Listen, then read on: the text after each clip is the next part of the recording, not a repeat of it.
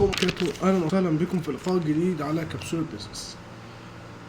النهارده هنتكلم في مغريات وتغيرات الامور على صعيد الوضع الاقتصادي المصري، وهنتكلم على الاقتصاد والاستثمار وفيما يحدث من مؤثرات في تلك الحرب المشتعلة والحرب التي قبلها وما قبلها.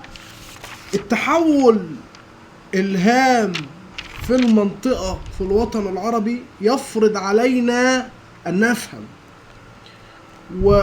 وعملية الفهم دي إن لم يكن فيها عملية من الإدراك الشديد لما نحن فيه هنزعل قوي. وليه بنقول الكلام ده؟ لأن أي تغير أو أي زعزعة، أنا النهاردة يعني الحالة يوم 18 و19 و20 اتفرج على الذهب، اتفرج على التغيرات التي تسرى على الذهب او يعني ايه تحدث في الذهب وتسري على الذهب وعلى المواد البترولية وكافة المواد الخام ايضا. ده برضو بيضعني لعملية الفهم فيما حدث في 2022. ما هو 2022 انت لسه طالع من الكورونا، لسه طالع من تداعيات أزمة ما حدث في الكورونا والتدابير الاحترازية والتكلفة التي تحملتها الدولة وخصوصا وزارة الصحة وعزله وكذا وكذا وتأثيراته. والتأثيرات لما بنيجي نتكلم عليها، ما هو يقول لك ايه، الأزمة بتتم بعد كده بقى ايه، نبدأ نشوف الدنيا فيها ايه. زي ما واحد كده ايه صحي الصبح يقول لك الدنيا بقى ايه، يلا نشوف الدنيا. وكذلك ده بدع الامر ان انت النهارده لما بتصحى الصبح لا ما تصحاش ان انت تروح تفطر ولا تروح تعمل، لا اصحى شوف اخبارك، شوف دنيتك، شوف اقتصادياتك، شوف الدهب جاي فين، شوف رايح فين. وانا النهارده سعر الجنيه انت بتتكلم في ارقام غريبه قوي، بتتكلم برضو في 39,000 39,200 بيع. بتتكلم على سعر الوقية وتقديرها بالدولار في الصاغ عامل كام وتمنها اصلا كام وكل هذه الامور. وايضا سعر عيار 21 الاكثر مبيعا او بيعا تمنه كام، والعيار 24 برضو تمنه كام. والذهب الصعود بتاعه مش هيبقى صعود كده يعني عادي. طب نتكلم على ما يحدث في الدولار. نرى أن ما يحدث في سعر صرف الدولار هو في حالة من الاستقرار، وهناك نسبة في النمو الاقتصادي تقدر بقيمة 3-4%، والدولار يصل في يوم الأحد 50-70. طب هينزل، طب هيطلع، ده قائم على توفر الدولار أصلا. يعني أنا الدولار عندي كتير، عندي دولارات كتير، يبقى سعره هينزل، فالجنيه هينزل، سعر الصرف هيقل بالجنيه المصري. طب الدولار قليل يبقى سعره هيزيد. طب هل في توقع ان مثلا يوصل زي ما وصل قبل كده، عدى خش 60 و70 كان في توقعات اصلا على فكره الفترات اللي فاتت دي كان في ناس متوقعه ان هو يوصل لل 100 جنيه ويكسرها. زي برضو في الدول اللي هي بتاعت الدول اللي العملة عندها خلاص ما بقاش فيها قيمة. وده من طباعة العملة، يعني لما بيطبع كتير خلاص بيعمل له تضخم وهكذا. على المحور بتاع الدولار وعلى محور الذهب، الأموال الساخنة اللي خرجت من مصر من الاستثمارات والناس اتجهت للاستثمار في الذهب اعتباره حفظ للأموال وسيلة آمنة، وانه بتصاعد. والعقار كان العقار دايما هو الابن البار اللي انت مش بتخسر، حتى لو جه عليك وقت انا خسرت شوية لا انت هتكسب. وايضا برضو كلمة برضو للناس اللي معاها عقارات وقفلاها، ليه ما تأجرها؟ أجر العقار، احسن استثمار العقار بتاعك. وفي اسئلة بتتسأل يقول لك ايه ده، احنا هنوصل وهيحدث فقاعة عقارية. لا، الفقاعة العقارية دي يا استاذي هتحصل، وعلى فكرة احنا مش عايزينها. اما قيمة العقار توصل 15 مليون و20 مليون واقل شقة 2 مليون و3 مليون ونقول فقاعة عقارية، اما فقاعة عقارية يعني ايه؟ يعني مفيش بيع خالص، الدنيا هتبقى هادية، المعروض كتير جدا، مفيش بيع خالص. الانفراجة يقول لك ايه؟ طب بيعوا بس باسعار اقل من القيمة. مين اللي بينجح في القصة دي؟ واحد مستثمر معاه 30 40 مليون، خش اشتري اشتري اشتري اشتري، يجي بعدها بسنتين يقوم ماسك الحاجات اللي جابها دي ب 30 40 مليون بقت قيمتها 100 مليون جنيه. فاللي بينجح في هذه الازمات رجل الاعمال اللي معاه فلوس. فانت يا غلبان مش معاك فلوس، دايما النصيحة الاستثمارية اعمل بيزنس، اعمل مشروع. واقصى الحاجات اللي اقول لك يعني معلش انت مش فاهم في حاجة خالص، اعمل صناعة اعمل محتوى قدمه للناس، اتكلم عن حاجة انت بتفهم فيها. يستحيل حد ما عندوش حاجة يعرف يتكلم فيها. يعني انت برضو في ايه؟ لو بتقول يوميا سعر الذهب بقى بكام، سعر الدولار بقى بكام، توقعات في الاسواق المالية والاسواق العالمية، وبتنقل الاخبار اول ما بتظهر وبتعمل بيها يعني منظور شكل كويس بتقدمه للناس، عملت محتوى.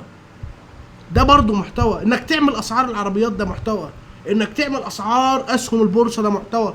والكلام في البورصة ان شاء الله هنبقى نتكلم في الاسهم الطالعة والنازلة. في اسهم نزلت خالص برضو نفس القصة بتاعت العقار.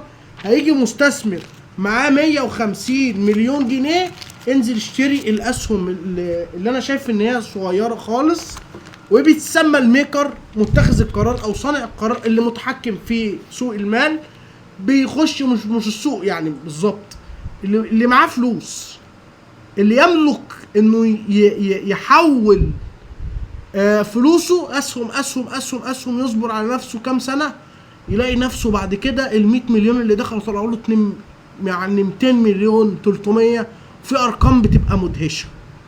وعلى فكرة في ذلك اللي يقول لي مثلا ايه لا الكلام ده غلط، الكلام ده مش بتاع، اقول له في اسهم كانت ب5 جنيه واتقاست بعدها يعني بسنين. مفيش حاجه اسمها شهور.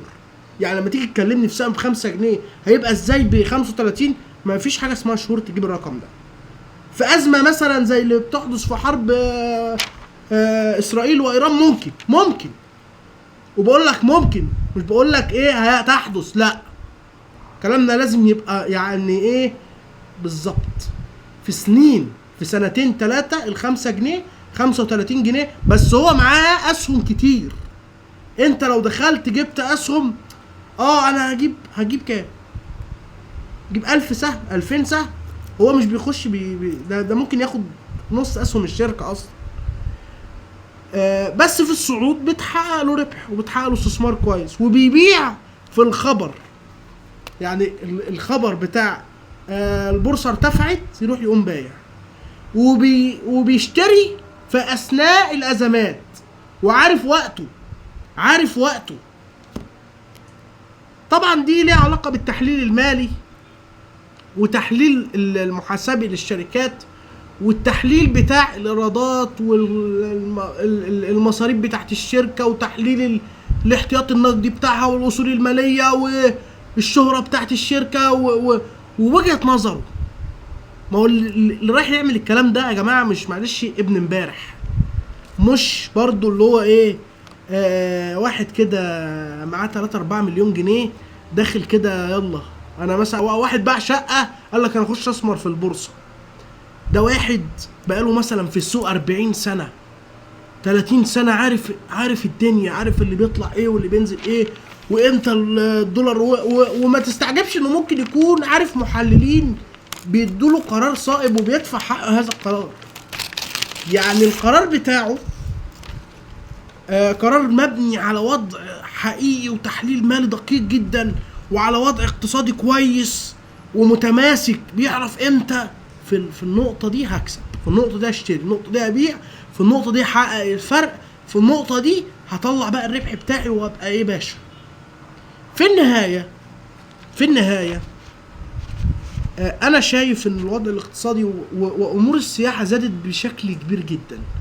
فلوس اللي داخله من الدولارات واليورو، وانا برضو شايف برضو ان الدخل اللي هيخش لمصر او الدخل القومي او الايرادات اللي هتيجي على مستوى مصر كلها في السياحه وعلى مستوى الصادرات اللي بتقوم في التصنيع او التصنيع والصناعه هتعمل طفره كبيره جدا الفتره اللي جايه، وهنقول حاليا ومستقبلا، وهنتكلم برضو ونقول ان في خطوات قويه في نسبه النمو الاقتصادي. مش نمو بقى ايه يعني مش عايزين نقول الكلام ده، هنقول ان النمو الاقتصادي زاد 3-4%، قبل ذلك كان اقل. والقطاع الخاص بيلعب دور كبير جدا كمحرك في تحريك الدولة المصرية بشكل كبير، لان القطاع الخاص بينمو وبيزدهر وبينشأ عملية من التطوير، وانا من وجهة نظر هو يعني الحسنة الكبيرة بتاعته في تشغيل الشباب وفي تحريك الاقتصاد تحريك عجلة التنمية. يعني ايه؟ يعني انا النهارده هبني مشروع في الاسكان الاجتماعي، طب تعالوا يا قطاع خاص خدوا مقاولات، خدوا اشتغلوا، تعالوا ابنوا، وبعد كده يجي شاب ياخد شقة ويستفيد بيها وهكذا.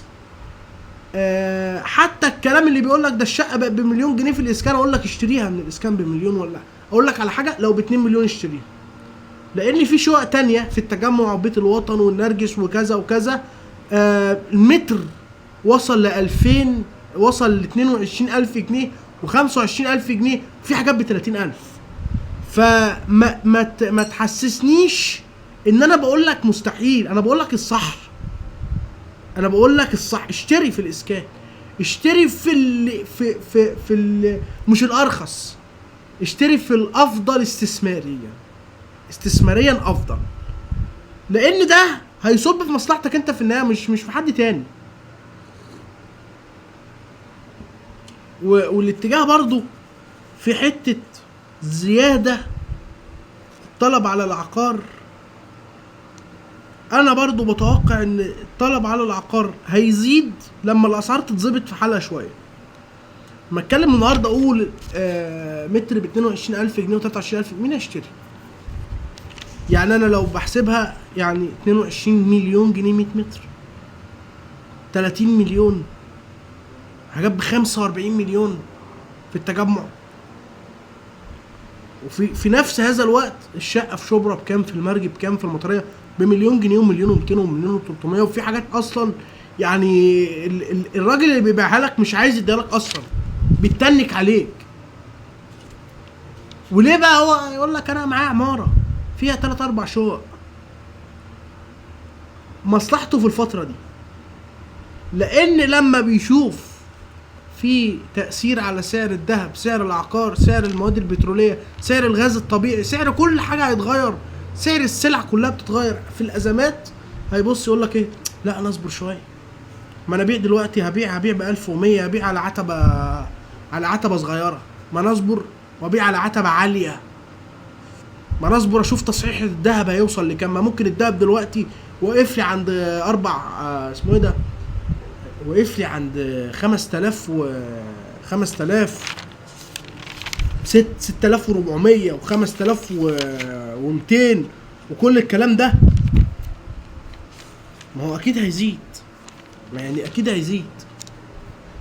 39,000 جنيه شراء للأنصة و39,200 ده يعني معلش يقول لك انا اصبر على نفسي شويه، انا بدل ما ابيع الشقه دلوقتي ب1.5 مليون ولا ب1.3 مليون في شقه في المرج، ولا حتى في الشقق اللي كانت في النزهه برضو، حاجات اللي كانت 700,000 جنيه، طب ما انا اصبر. يقول لك انا اصبر، ده ممكن تجيب لي 1,400,000 وابقى ببيعها كمان ايه يعني. تعالوا بقى على 3 سنين مثلا ولا حاجه لو هتقسط لي. انما الفكر ايضا الناس اللي عندها فكر، وانا ما بنصحش على فكره حد يشتري شقه على تقسيط 13 سنه. قسط 20 سنه تمويل عقاري، ما قسطش 13 سنه 14 سنه. ليه؟ مقيم لك سعر الفايده في العقار. ما هو معلش عقار يا باشا اللي ب 15 مليون جنيه، ده انت تكلفه البنى شقه 600,000 جنيه، 600,000 جنيه تكلفها شقه 100 متر. يعني انا وحسين ومحمد وممدوح وحسن وبندق، يعني معلش لو قرايب ولاد عم ولاد خاله، تعالوا كل واحد فينا يلم فلوسه ويلم شقه عمره ونعمل عماره.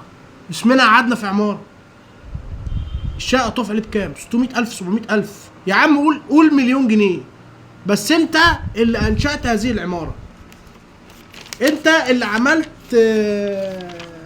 العماره. على محور تاني برضو، انا بقول عملية الصبر نفسها في الازمات بتوضح لك الرؤية، لان التغيرات اللي بتبقى كبيرة في الوضع الاقتصادي مش بتخليك طب انا اخد قرار ايه، اروح اشتري عقار، اشتري ذهب.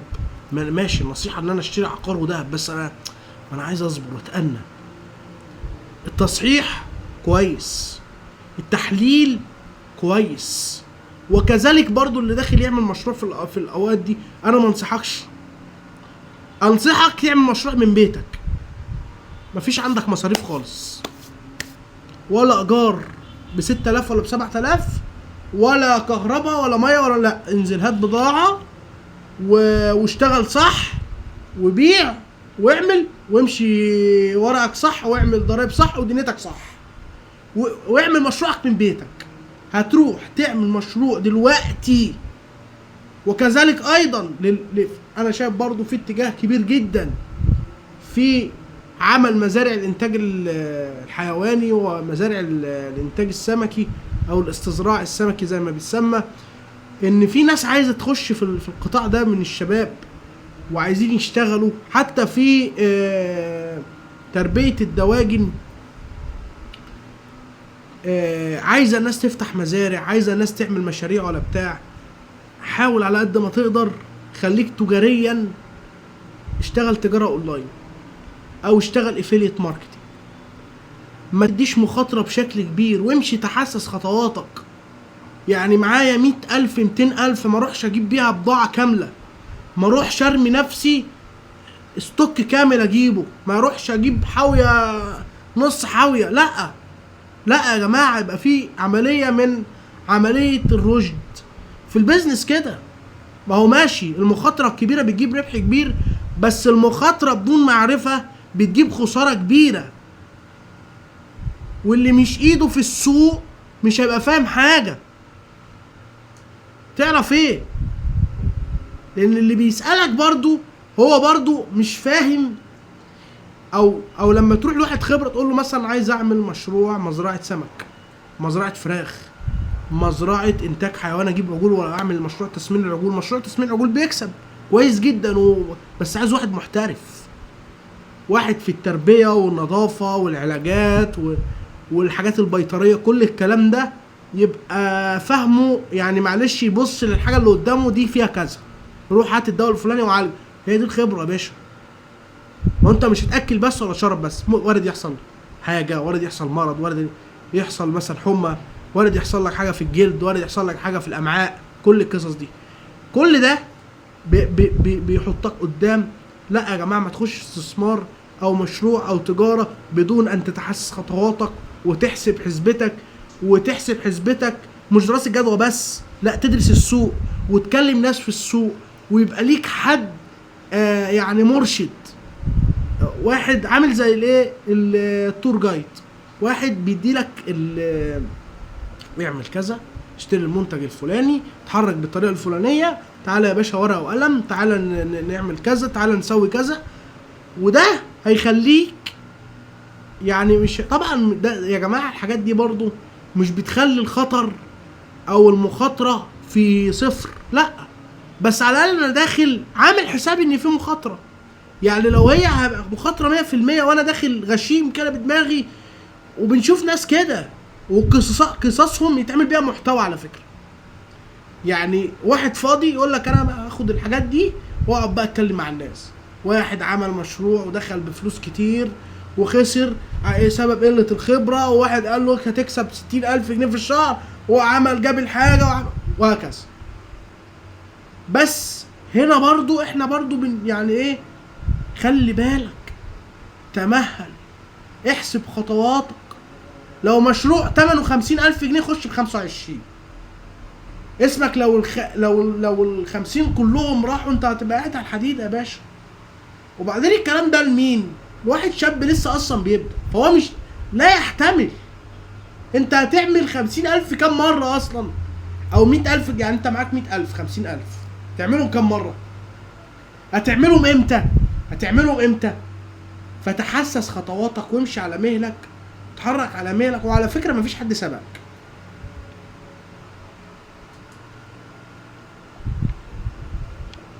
البيانات والمعلومات بتفهمك المستقبل.